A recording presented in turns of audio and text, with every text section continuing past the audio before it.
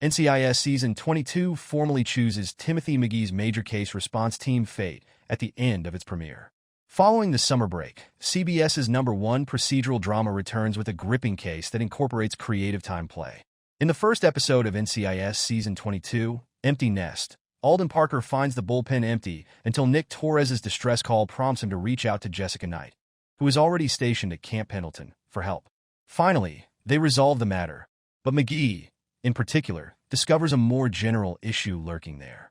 Sean Murray's McGee is the longest-serving current participant in MCRT, as the show's active roster lacks original cast members right now.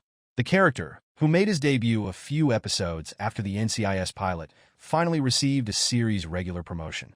From his early days as a rookie to his current role as a senior field agent, the series portrays McGee's personal journey. He has collaborated with every variation of the NCIS ensemble. Having spent so much time with NCIS, McGee naturally wants to advance in his professional life. What happens when McGee wants to be NCIS's deputy director? While Torres is undercover and Knight is in Camp Pendleton, McGee remains in the district and continues to work on Empty Nest. Actually, he began working on earning a promotion to be the deputy director of the agency 6 months after the NCIS Season 21 finale. Fascinatingly, given the main cast consists of director Leon Vance and the rest of MCRT, this role is rarely used on the show. Only in NCIS Season 10 did the plot prominently include it, when Deputy Director Jerome Craig intervened to ease Vance's grief following his wife's death. McGee's need to secure the slot brings the position back to the forefront. McGee runs points in Navy Yard, mostly because Parker is also in the midst of interviews, including one on the Hill, while Parker goes to Los Angeles to be on the ground with Knight searching for Torres. Vance tells McGee, despite his outstanding record and devoted devotion, he isn't selected to be the next NCIS deputy director.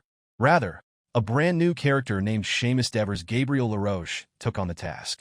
He was the Department of Justice, DOJ, inspector prior to grabbing the post and closely involved in the Torres/cartel investigation. Despite McGee's natural disappointment, Vance assures him that MCRT values the effort he has put in. Why McGee was not appointed deputy director? McGee should have landed the part ideally.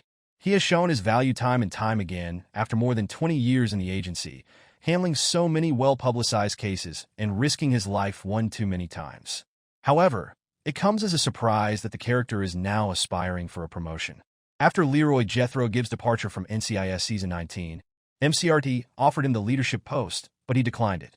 Empty Nest also lacks sufficient background to help one grasp Murray's character's change of heart. Although McGee would have been the ideal candidate for the next NCIS deputy director, following this path presents major difficulties for the show going forward. As previously mentioned, the role has been infrequent and not particularly interesting over the past 21 seasons.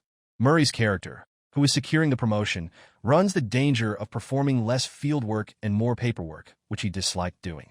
Beyond that, though, NCIS cannot afford to lose McGee at this point, given the upcoming major departures in the last few years, beginning with Ellie Bishop, Gibbs, and just last season, Ducky Mallard.